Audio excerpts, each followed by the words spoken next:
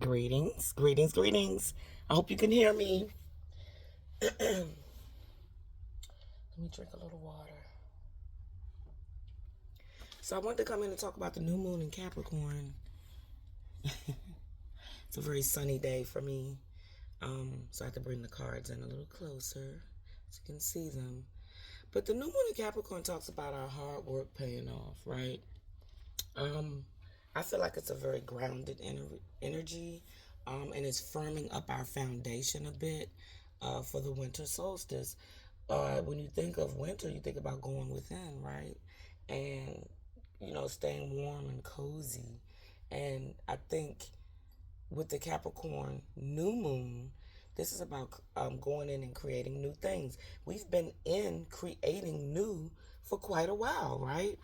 And then we've been planning and trying to get to a point where we can execute our plan.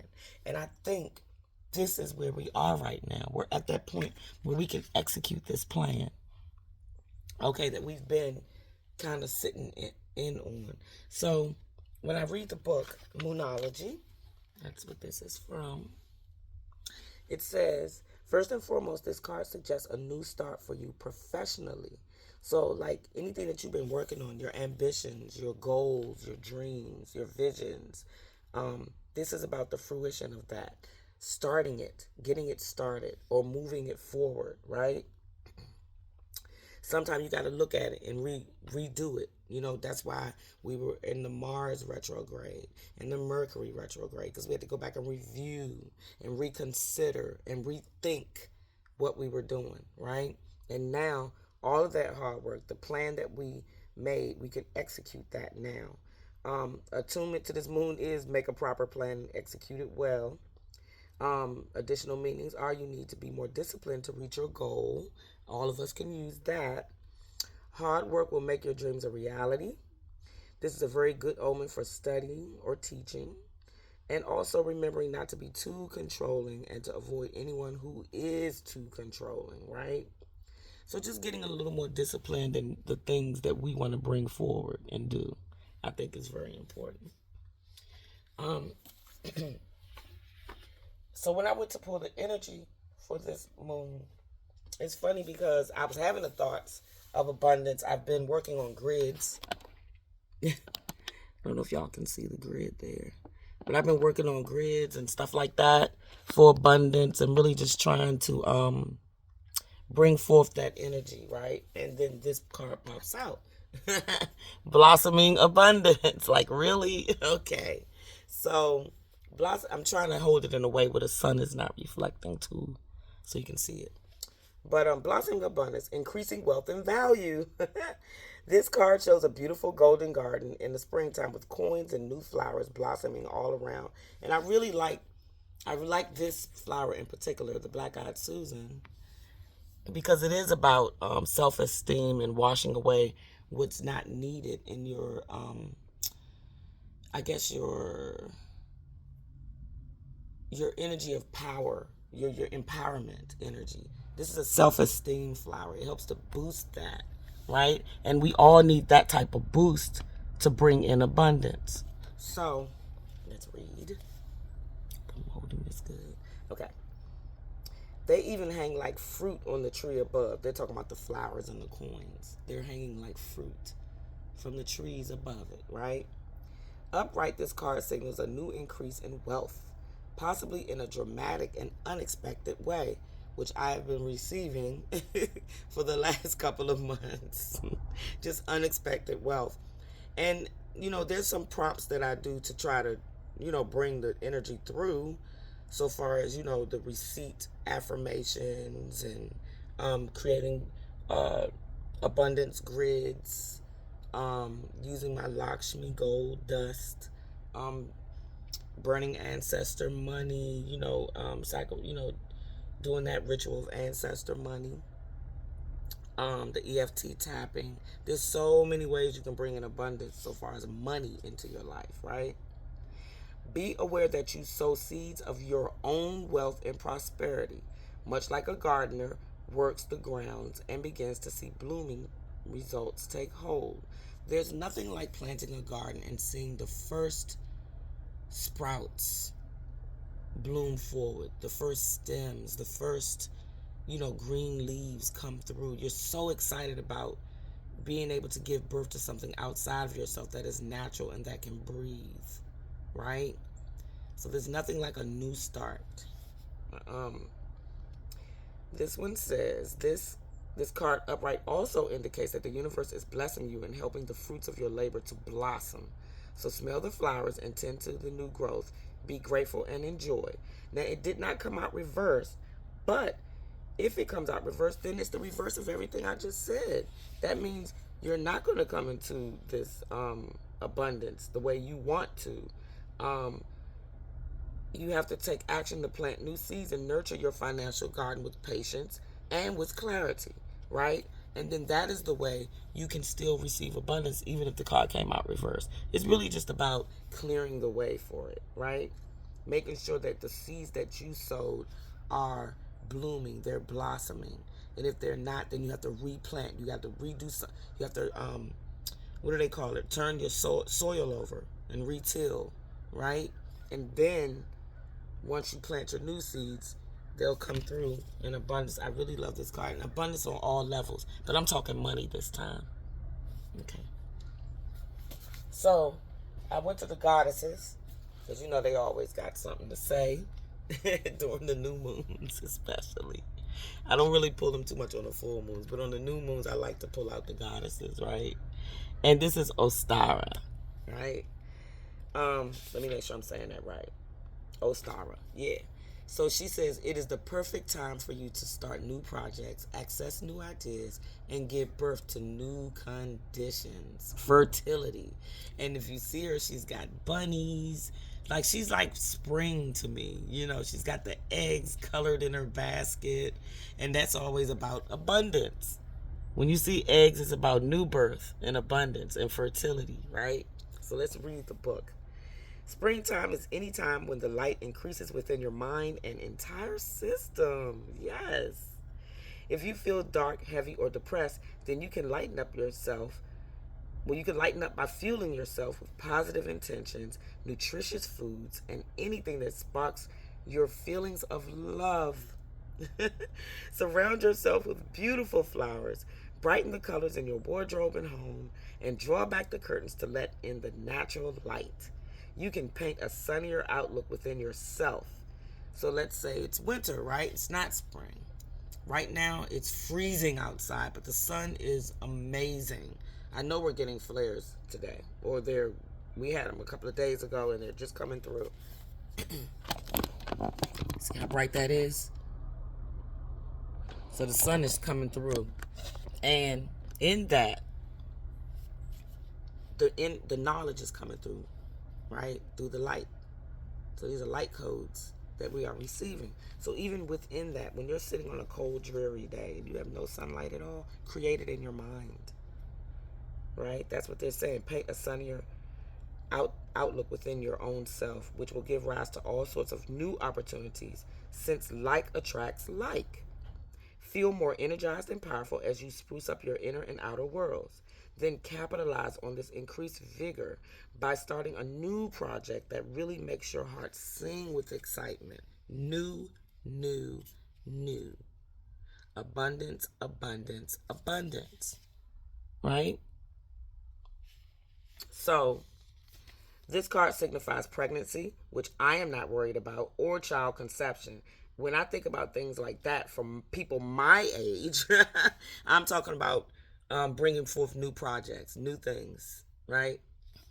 Things that will bring abundance in your life. So that's what I'm looking at. Now, for those who are of the age to be pregnant and have successful child conceptions and adoptions, also it says I will be involved in a custody resolution. I'm going through that right now. So, not really custody necessarily, but when you're going through a divorce, you have to determine a child under 18 how you're going to share the child and make sure that they get what they need from both parents. So, I am going through that right now. So, maybe this is very timely for me as well. But it's very mutual and respectful. So, no worries here. No throwing daggers at dad. He's a good dad and a good guy.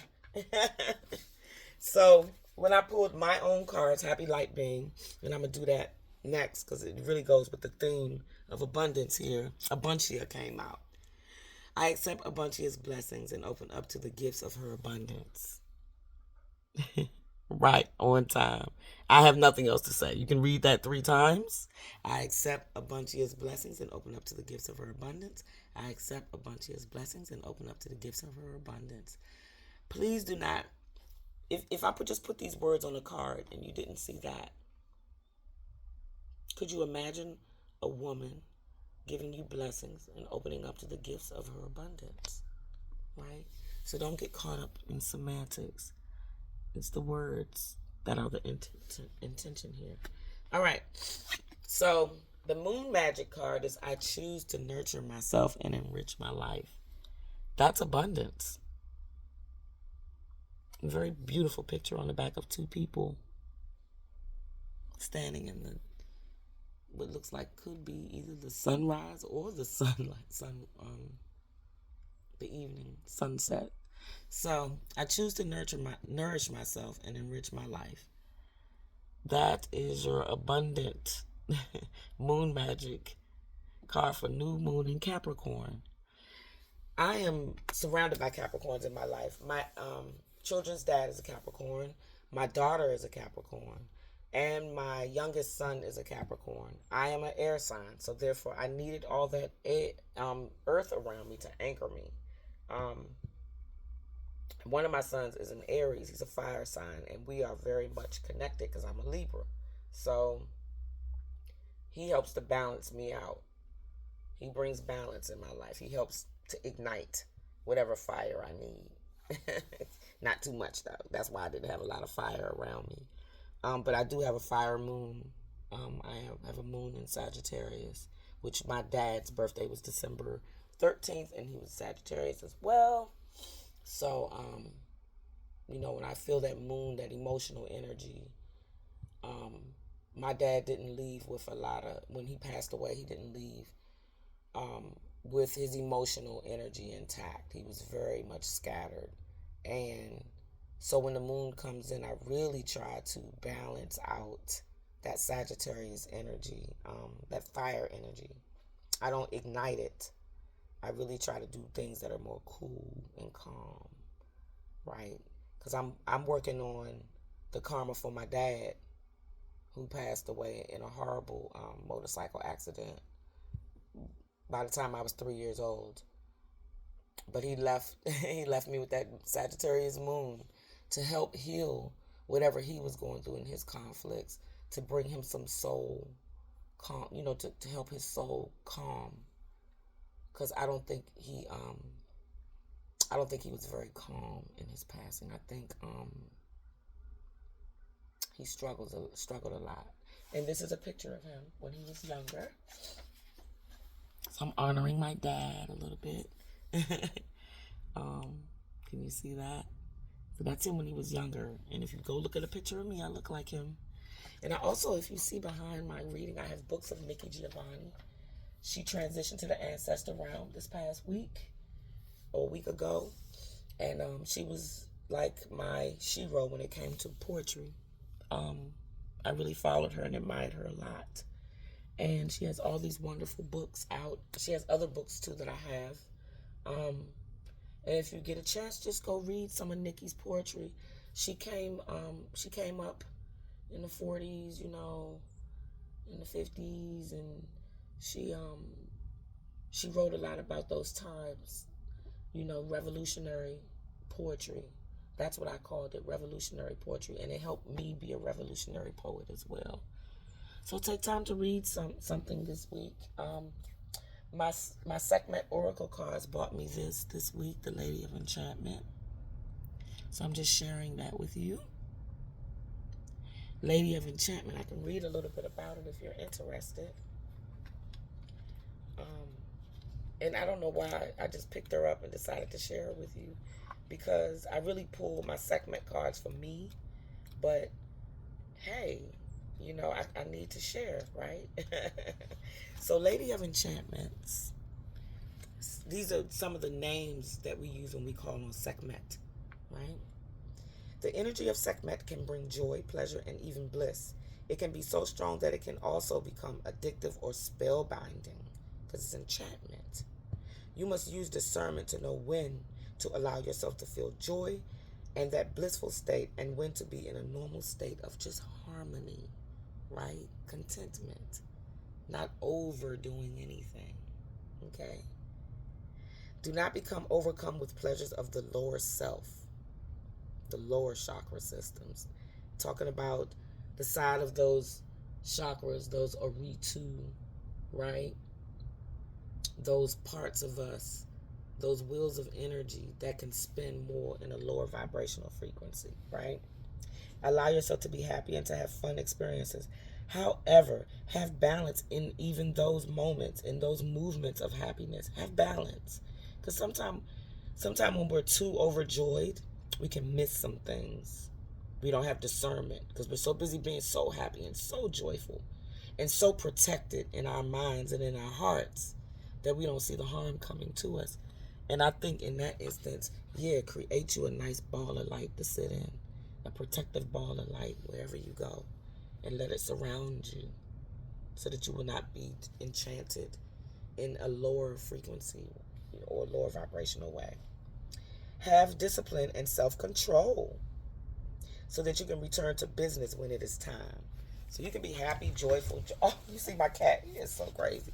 You can jump around, be happy and blissful, but also be ready.